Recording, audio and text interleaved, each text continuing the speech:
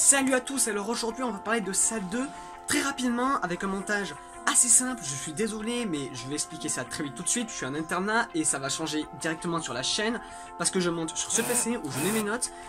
Je suis désolé, mais bref, commençons. Parlons de Saw 2. On va commencer par les points positifs, puis par les points négatifs, et après on va faire une conclusion digne de ce nom. Commençons.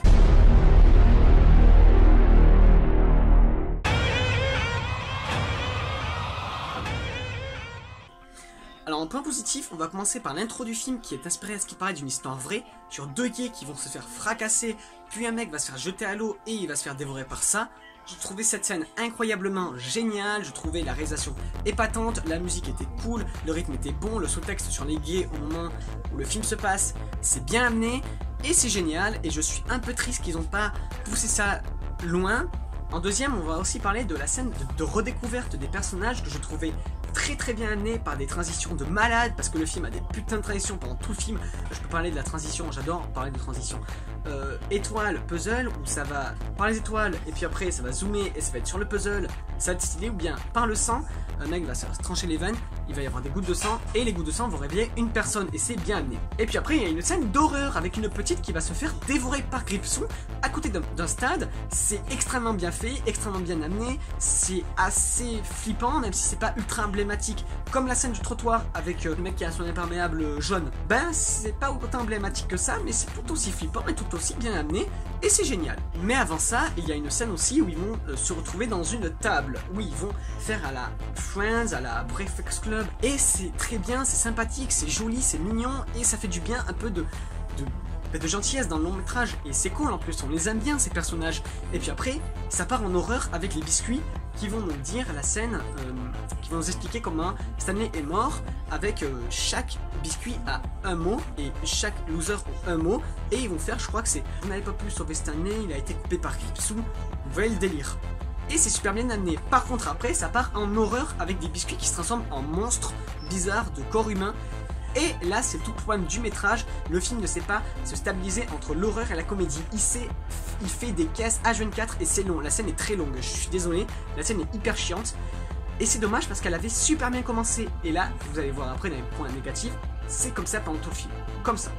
Et puis après, ils se séparent. Et oh mon dieu, ils ont fait un truc à la Coraline. Dans Coraline, la mère demande à Coraline de chercher 3 artefacts pour qu'elle soit libérée.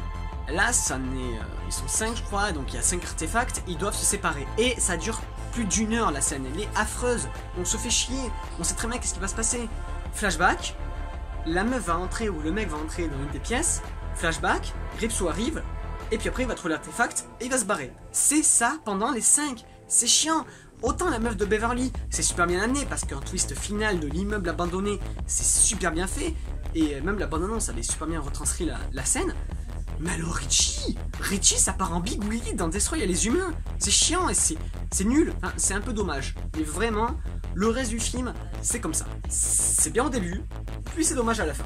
Voilà, je pense que j'ai un peu fait le tour des points positifs. Les acteurs étaient très bons et la réalisation était impeccable avec des beaux plans, des scènes très longues et c'était très joli.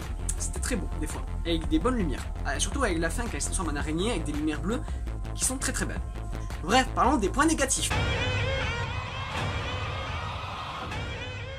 On va rentrer dans la chose la plus flagrante du film, il dure 2h50. C'est beaucoup trop long pour un film comme ça.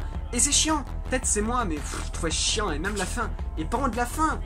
Le combat dure 50 minutes, 1 heure aussi. Le combat, quand il arrive dans la maison, et puis après ils vont combattre Gripsou, ça dure 50 minutes. Et on se fait taquer chier. Je vous le dis clairement, c'est pire qu'Endgame. Endgame, ça dure 30 minutes le combat. Là, ça dure 1 heure, je comprends pas, c'est ça. C'est pas Avenger. Et comme je l'ai dit, c'est pareil dans tout le film. Le début est bien, la fin est nulle. Il y a même une putain de blague dans le film. James McAvoy, c'est un scénariste, il a créé un putain de livre, il est incroyable, sauf que sa fin est nulle. Et là c'est pareil, Saw 2, c'est un putain de film, il est incroyable, sauf que sa fin est nulle. Même le film, il se moque lui-même. Bref, on va conclure. Saw 2 est un très bon film, un très bon divertissement. Le scénario, je l'ai pas abordé, il est bon, il dure en longueur, c'est pas ouf des fois. Et par les artefacts, c'était chiant, mais ça allait clairement. Et voilà, le film était cool, il sait se regarder, c'est pas le film qui va me laisser... Ça, c'est un excellent remake, mais c'est une bonne suite, et pour une suite de films d'horreur, bah c'était très très bien. Et ouais, Sado est un bon film. C'est pas le meilleur film de l'année, mais c'est un bon film. Bref, abonne-toi, like, partage et bye.